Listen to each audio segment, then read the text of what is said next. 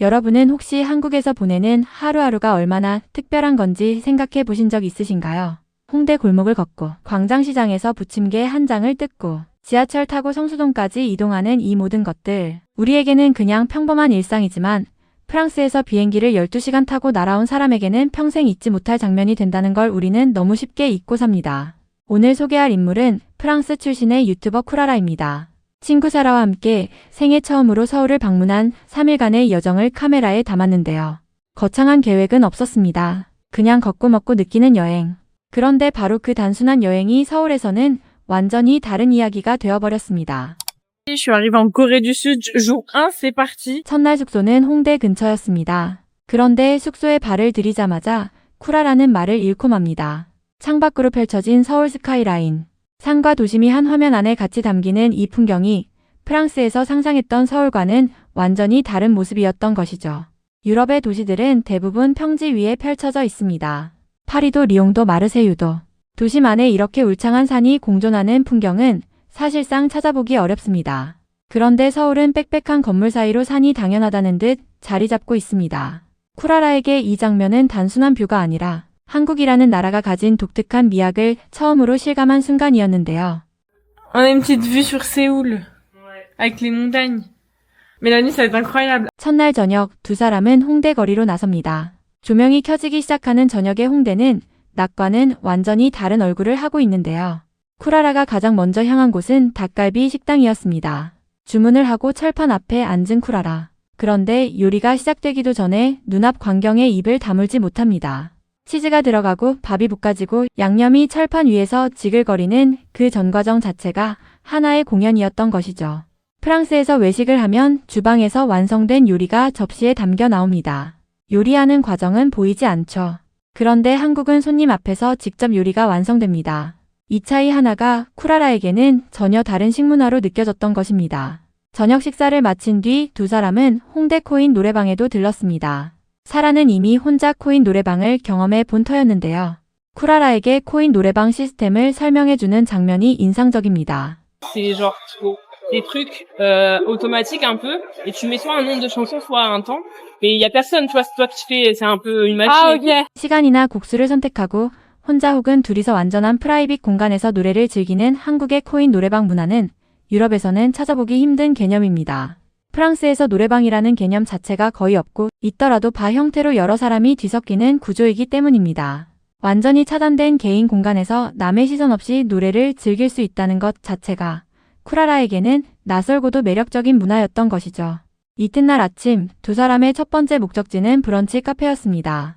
그런데 카페가 문을 여는 시간까지 여유가 생기자 길에서 우연히 포토부스를 발견하는데요. 쿠라라가 이 순간을 두고 한 말이 흥미롭습니다. Du coup, on a trouvé un photobooth, parce qu'ici, c'est littéralement le pays du photobooth. Hyper stylé, et en fait, le thème, ça va être cabine d'ascenseur.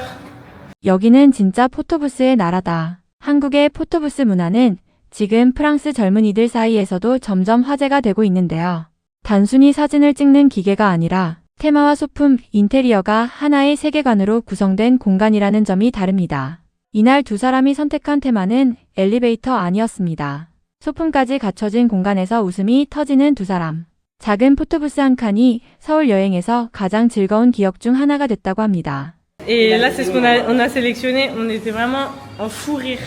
브런치를 마친 두 사람의 다음 목적지는 광장시장이었습니다. 두 사람은 시장 한편에 자리를 잡고 녹두전을 집어들었는데요. 고소한 기름 냄새와 바삭한 식감에 두 사람의 젓가락이 멈출 줄을 몰랐습니다. 그런데 그 순간 한 가지 예상치 못한 일이 벌어집니다. 지나가던 한국인 아저씨가 다가오더니 사진을 찍어도 되겠냐고 정중하게 물어본 것인데요. 외국인 두 명이 젓가락으로 녹두전을 집어먹는 이 장면이 그 아저씨 눈에는 얼마나 신기하고 반가운 풍경으로 보였던 걸까요? 허락을 받은 뒤 카메라를 들이대는 아저씨, 그리고 그 앞에서 태연하게 포즈를 취하는 두 사람.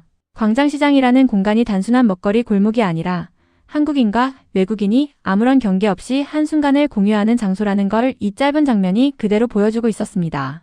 쿠라라는 이날 시장 곳곳에서 반복적으로 경험한 것 하나를 언급하는데 바로 주문이 끝나기도 전에 결제를 재촉하는 상인들이었습니다. 처음에는 당황했다고 합니다. 그런데 그러다 만난 한 아주머니는 달랐습니다. Ah, elle, au moins, elle ne dit pas de payer tout de suite. C'est pour ça, du coup, moi, j'ai paniqué. Elle m'a dit, calmez-vous maintenant. Calmez-vous. 먼저 결제를 재촉하지 않고 천천히 하세요. 괜찮아요라고 말해준 그 아주머니. 쿠라라에게는 그 짧은 한마디가 유독 오래 기억에 남은 장면이 됐습니다. 한국 전통시장의 활기와 빠른 호흡은 처음 접하는 외국인들에게는 다소 낯설 수도 있습니다. 하지만 그 안에서도 따뜻한 배려를 건네는 사람이 있다는 것. 그게 광장시장이 단순한 관광지가 아닌 사람의 온기가 남아있는 공간으로 기억되는 이유일 것입니다. 시장 골목을 빠져나온 뒤 두 사람이 지하철을 탄 장면도 인상적이었습니다. Regardez ma petite. Et moi, la Elle est lettre, trop mignonne. Elle a une la cacao. Rossi de 2017, regardez à la date. 2017. En plus, c'était En mai 2017. Ah, Ouais. de ouf. 이때 사라가 가지고 있던 교통카드가 무려 2017년산이었다고 합니다. 8년이 지난 카드가 아무 문제 없이 작동된다는 사실에 쿠라라는 또 한 번 감탄합니다. 프랑스 파리의 교통 시스템은 여전히 단기종이 티켓 위주이고 환승 시스템이나 안내체계 면에서도 서울 지하철과는 큰 차이가 있기 때문입니다. 서울 지하철은 환승이 자유롭고 안내 시스템이 촘촘하며 노선 간 연결도 매끄럽습니다. 이 모든 것들이 프랑스인의 눈에는 하나하나가 발견이었던 것이죠. 마지막 날 두 사람은 봉은사로 향합니다. 전통 사찰의 붉은 목조기둥 바로 뒤로 코엑스의 유리 건물이 서 있는 이 풍경. 쿠라라는 이 장면을 보고 한참 동안 말없이 서 있었다고 합니다.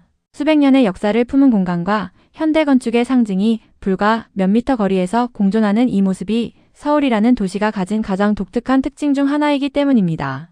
파리에도 고대와 현대가 공존하는 장면이 없는 것은 아닙니다.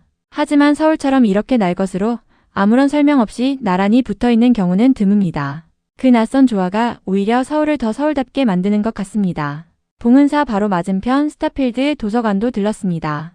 쿠라라의 평가가 오히려 솔직해서 더 인상적이었는데요. 영상으로 볼 때보다 실제로는 좀 작지만 근처에 있다면 들릴 만하다는 담담한 한마디. 그런데 이 말 안에 사실 더 중요한 메시지가 담겨 있습니다. 쇼핑몰 한복판에 이런 규모의 공공도서관이 무료로 개방되어 있다는 것 자체가 프랑스인의 눈으로는 이미 충분히 놀라운 일이기 때문입니다. 마지막으로 두 사람이 향한 곳은 성수동이었습니다. 성수동은 서울 안에서도 독특한 동네입니다. 오래된 공장과 창고 건물들이 감각적인 팝업 스토어와 카페로 탈바꿈해 있고 골목마다 사진 찍고 싶은 공간들이 끝없이 이어지죠. 건물 자체가 하나의 전시물이 되어버린 공간들을 보며 쿠라라는 연신 카메라를 들이댑니다. 그리고 이곳에서 아이웨어 브랜드 젠틀몬스터 매장에 들어가는데요.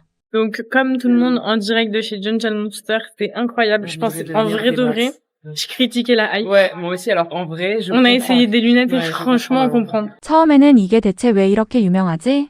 라며 반신반의했다고 합니다. 그런데 막상 들어가 보니 이해가 됐다고 하죠. 가게 안 곳곳이 조각품과 설치 미술로 가득한 말 그대로 하나의 갤러리였던 것입니다. 안경을 팔면서 동시에 예술 공간이 되는 매장. 이런 상업 공간의 개념 자체가 프랑스에서는 좀처럼 경험하기 어렵습니다. 쿠라라의 서울 3일은 그렇게 끝났습니다. 화려한 관광 명소를 잔뜩 채운 일정이 아니었습니다.